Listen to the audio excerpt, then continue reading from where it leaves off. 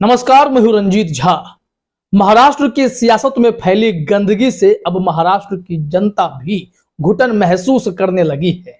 सत्ता में जो भी सियासी खेल चल रहे हों, लेकिन असल फैसला करने का अधिकार आज भी लोकतंत्र में जनता के ही पास है। तो महाराष्ट्र की जनता के मूड में क्या है?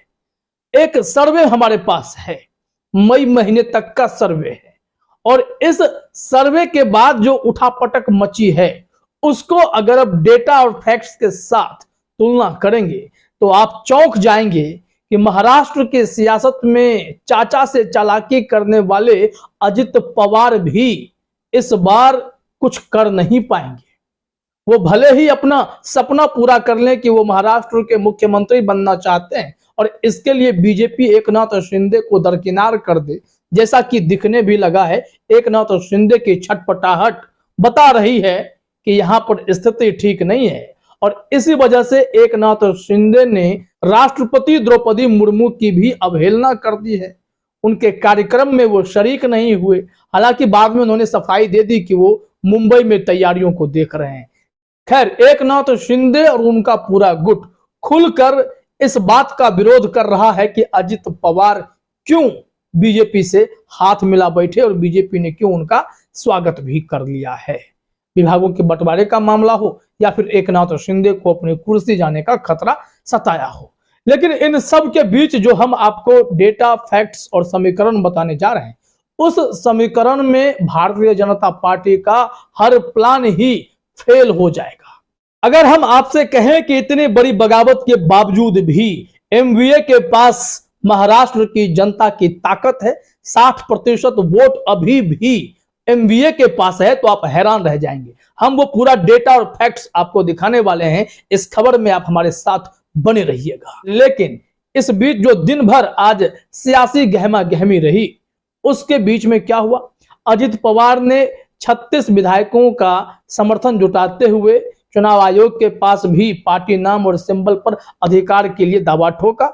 दूसरी तरफ शरद पवार को एनसीपी अध्यक्ष पद से हटाकर खुद को एनसीपी का अध्यक्ष भी बना लिया। अभी ये लड़ाई चलेगी कुछ दिन तक, लेकिन ऐसा लगता है कि अजित पवार एनसीपी पर अपना दावा जमाने में सफल होंगे, जैसा कि शिवसेना को लेकर एकनाथ शिंदे ने किया था, और चुनाव आयोग हो सकता है हक में फैसला भी दे। लेकिन यहां से अब जरा खेल को मोड़िए। अगर सियासत की ही बात करते हैं तो डेटा और फैक्ट्स आज के दिनों में बड़े ही इंपॉर्टेंट होते हैं। तभी तो एग्जिट पोल, ओपिनियन पोल से हम लोग तय कर लेते हैं कि सरकार किसकी बनने जा रही है, किसकी गिरने जा रही है। तो देखिए, बीजेपी ने बहुत ही चालाकी से महाराष्ट्र में 6 पार्टी खड़ी कर दी है। पहले 4 हुआ करती थी, पहले बीजेपी, एनसीपी, शिवसेना, कांग्रेस। लेकिन अब स्थिति बदल गई है। Shiv Sena 1, Shiv Sena 2, NCP 1, NCP 2, BJP और कांग्रेस, इतने 6 दल हो गए। बीजेपी को लगता है कि ये दल हमारे साथ अगर आए हैं टुकड़ों टुकड़ों में ही सही, तो वहां नुकसान पहुंचाएंगे, वोट बैंक छिटकेगा। लेकिन कितना असर पड़ेगा, इसको लेकर ही तो सर्वे आ गया है, और उसी सर्वे के आधार पर अभी हम आपको बता रहे हैं कि कितनी विकट स्थिति बीजेपी के लिए होने वाली है। तो चलिए देरी किए बिना जरा 2019 में हुए विधानसभा चुनाव के नतीजे और उसके वोट परसेंटेज को देखते हैं। 2019 में महाराष्ट्र विधानसभा चुनाव का यह ग्राफिक्स दैनिक भास्कर ने शेयर किया है। इसमें लिखा गया है कि बीजेपी को 25.75% वोट पड़े थे, शिवसेना को 16.41% वोट पड़े थे। ध्यान रहे कि उस वक्त ये लोग बटे नहीं थे। एनसीपी 16.71% वोट पड़े थे और कांग्रेस को 15.87% वोट पड़े। इन सबको अगर आप जोड़ देते हैं तो 75% वोट जो है कुल इन लोगों के थ्रू आए। बाकी जो 25% वोट है वो अन्य दलों में बांट दीजिए, तो 100% का यह गणित आपको मिल गया। लेकिन अब आइए कि 2023 के मई महीने में एक सर्वे हुआ और इस सर्वे ने बताया है कि कैसे कैसे वोट प्रतिशत अब बढ़ने वाला है और इस वक्त क्या होगी स्थिति, वो भी आप समझेंगे। बताया गया है महाराष्ट्र में अभी विधानसभा चुनाव हुए तो किसे कितने फीसदी मिलेंगे वोट, पार्टी वोट शेयर प्रतिशत में। इसमें एक बार बस रफली पहले इसे गौर कीजिए, फिर हम इसको जो है तोड़ेंगे, बांटेंगे। ये सकाल टाइम्स का सर्वे है।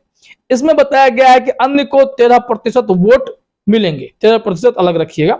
कांग्रेस को 19.9% वोट मिलेंगे। कांग्रेस के वोट बैंक में इजाफा है, ध्यान दीजिएगा। एनसीपी को 15.3% मिलेंगे। चूंकि एनसीपी अभी अभी टूटी है तो इसमें से भी हम कुछ प्रतिशत निकालेंगे। उद्धव शिवसेना को 12.5% और शिंदे शिवसेना को 5.5%, बीजेपी को 33.8%। बीजेपी को अभी भी बहुत सारे वोट मिलते दिखाई पड़ रहे हैं, लेकिन जरा ठहरिए, यहां पर जब विपक्ष एकजुट होने की बात हो रही थी, इसी से बीजेपी तिलमिलाई थी और यहां पर पूरा गणित आपको स्पष्ट हो जाएगा। अब इसमें बीजेपी को 33.8% आप दे दीजिए और उद्धव शिवसेना, एनसीपी, कांग्रेस, अन्य को आप जोड़ेंगे तो 19.9 को 20 मान लीजिए, अन्य को 13 मान लीजिए। यहां पर ये दोनों 33% पर आ गए। एनसीपी को जोड़ेंगे तो 48% पर आ जाएंगे और उद्धव शिवसेना को जोड़ेंगे तो यह वोट प्रतिशत जो है 60% से ज्यादा हो जाएगा। तो सिर्फ इतना में यह वोट 60% हो रहे हैं, तब जब अभी अजित पवार, शरद पवार साथ हैं, तो इस आंकड़े से अब यहां से इसको जरा आप तोड़ दीजिए। जो दैनिक भास्कर ने बताया है कि अगर एनसीपी का वो गुट जो अजित पवार वाला है वो बीजेपी के साथ आ जाए तो 5% वोट जो है वो खिसकेंगे शरद पवार वाले गुट से, यानी कि 15.3 से 5% खिसकेंगे। वो आप 33 से 5 जोड़ दीजिए, 38% हो जाएगा और यहां से आप 62-63% जो वोट यहां पूरे विपक्ष को मिल रहा है, 5% उसमें माइनस कर दीजिए, 58%। अब देखिए यहां पर जो शिंदे शिवसेना 5.5% वोट लिए घूम रही है, उनकी स्थिति इस वक्त बहुत ही विकट हो रखी है। इनके पास विकल्प यही है कि वो घर वापसी करें। अगर उद्धव ठाकरे ने बड़ा दिल दिखाया तो घर वापसी संभव है। घर वापसी अगर हो गई तो शिवसेना में ये शिंदे गुट वाले सब मिल जाएंगे, तो इनका वोट बैंक फिर से इंटैक्ट हो जाएगा। इनके वोट बैंक में 5.5% की बढ़ोतरी हो जाएगी, यानी वापस 60 से अधिक फीसदी वोट विपक्ष को ही मिलने जा रहा है। तो बीजेपी को तो ऐसे ही पटकनी मिल गई। तो शरद पवार को तोड़ने की कोशिश करने वाले अजित पवार की चालाकी धड़ी की धड़ी रह गई और बीजेपी का पूरा प्लान जो है वो तो ऐसे ही फेल होता हुआ दिखाई पड़ रहा है।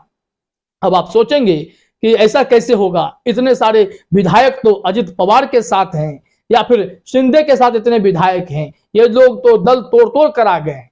तो जरा समझिए, जीते हुए विधायक अगली बार जीतेंगे इसकी गारंटी नहीं है, क्योंकि उनके काम और उनके करतूत को जनता हमेशा देखती है। इसी वजह से हमने खबर की शुरुआत में ही कहा कि जनता इस दुर्गंध को महसूस कर रही है, वो घुटन है और इस घुटन से निकलने के लिए कोई ऐसा रास्ता तैयार करना पड़ेगा जहां पर बीजेपी उस पोजीशन में ना रहे कि किसी को भी तोड़ दे, किसी को भी खसोट दे और ऐसी स्थिति हो जाए कि 4 की जगह 6 पार्टियां आपस में टकराती रहें। नहीं, ऐसा नहीं होगा। तो जनता देखेगी कि पार्टी को किसने खड़ा किया। शरद पवार जो 24 सालों से एनसीपी को लेकर एक नेतृत्व करके चल रहे थे, हर विकट परिस्थिति को संभालते चल रहे थे, वो सब जो है जनता देख रही है। तो अजित पवार की बगावत कर देने से तो क्या अजित पवार का उतना बड़ा जनाधार है? क्या वो अपने बूते इतने सारे विधायकों को चुनाव जितवा सकते हैं? ऐसी स्थिति नहीं आने वाली है। शरद पवार की अपील का असर होता है, जनता हजारों लाखों की संख्या में अभी भी उनके लिए सड़क पर उतर आती है।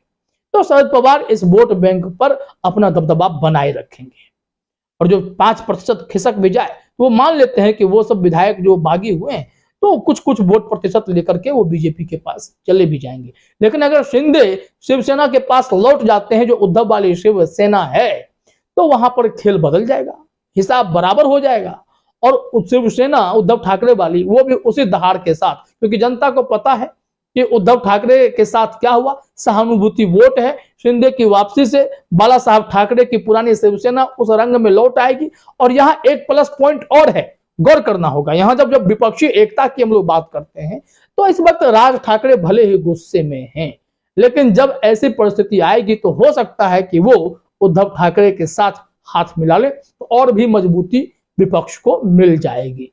कांग्रेस के वोट में इजाफा है, उद्धव ठाकरे के वोट में इजाफा हो जाएगा, एनसीपी में 5% की गिरावट होगी।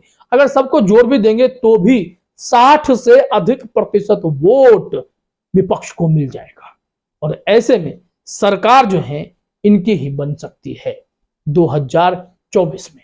लोकसभा चुनाव में अलग झटका लगेगा बीजेपी को, यह भी तय है, क्योंकि बीजेपी अपना पतन देख पा रही है। इसी वजह से देश भर में इस तरीके के खेल चल रहे हैं जहां पर विपक्ष को कमजोर करने के लिए पार्टी में तोड़फोड़ कराई जा रही है। यहां सत्ता सुख भोगने का सपना लिया अजित पवार साल सवा साल सत्ता में रहेंगे, हो सकता है मुख्यमंत्री भी बन जाएं, क्योंकि एकनाथ शिंदे जिस हिसाब से बागी हो रहे हैं, विरोध जता रहे हैं, तो कुछ भी हो सकता है। लेकिन चाचा के साथ चालाकी अजित पवार को पड़ गई भारी। दूसरी तरफ बीजेपी का प्लान फेल, शिंदे में की स्थिति छटपटाने वाली। अब देखिए रास्ता क्या निकलता है। फिलहाल इस वीडियो में इतना ही। आप सभी का हमसे जुड़ने के लिए बहुत बहुत धन्यवाद।